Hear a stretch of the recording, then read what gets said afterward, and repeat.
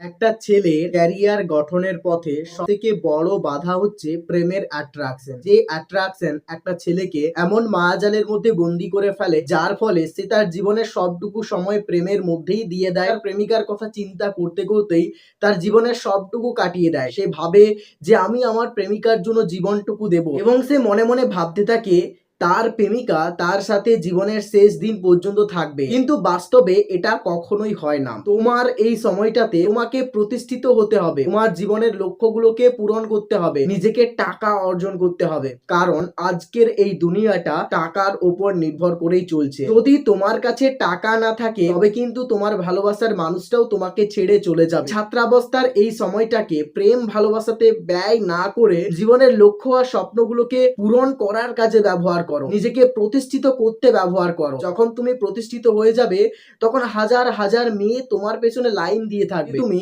এখন এই প্রেম ভালোবাসার অ্যাট্রাকশনের মধ্যে পড়ে নিজের জীবনের স্বপ্ন আর লক্ষ্যগুলোকে ধুলোয় মিশিয়ে দাও, তবে কিন্তু কোনো মেয়েই তোমাকে পাত্তা দেবে না। এই সময়টা একবার পেরিয়ে গেলে তুমি তখন আর নিজেকে প্রতিষ্ঠিত করতে পারবে না। জীবনে টাকা থাকলে প্রেম ভালোবাসা সুন্দর সুন্দর নারী অনেক আসবে। তাই জীবনের প্রথম লক্ষ্য হচ্ছে নিজেকে প্রতিষ্ঠিত করা আর টাকা অর্জন করা। প্রেম ভালোবাসার মতো ফালতু কাজে নিজের সময়টাকে কখনোই নষ্ট করো না। প্রত্যেকটা মধ্যবিত্ত পরিবারের ছেলেদের স্বপ্ন থাকে তার পরিবারটাকে আর্থিকভাবে একটু স্বাবলম্বী করে তোলা এবং তার জীবনের সমস্ত লক্ষ্য আর স্বপ্নগুলোকে পূরণ করা। মধ্যবিত্ত পরিবারের ছেলেরা প্রেমের অ্যাট্রাকশনে পড়ে নিজের জীবনের সমস্ত লক্ষ্যগুলোকে জলাঞ্জলি দিয়ে দেয়। এর ফলে তারা আজ জন্ম গরিবেই থেকে যায়, নিজের এই গরিব দশাটাকে কখনোই আর কাটিয়ে উঠতে পারে না। আমরা যখন আমাদের জীবনে লক্ষ্যের জন্য কাজ করতে থাকি তখন সৃষ্টিকর্তা আমাদের এই লক্ষ্যের পথে বিভিন্ন রকমের বাধা দিয়ে দেয়, শুধুমাত্র আমাদেরকে পরীক্ষা করার জন্য, এবং আমরা জীবনের প্রত্যেকটা পরিস্থিতিকে কিভাবে ওভারকাম করছি সেটা দেখবার জন্য। আমাদেরকে এই পরীক্ষাগুলিতে সফল হয়ে জীবনের লক্ষ্যগুলোকে পূরণ করতে হবে।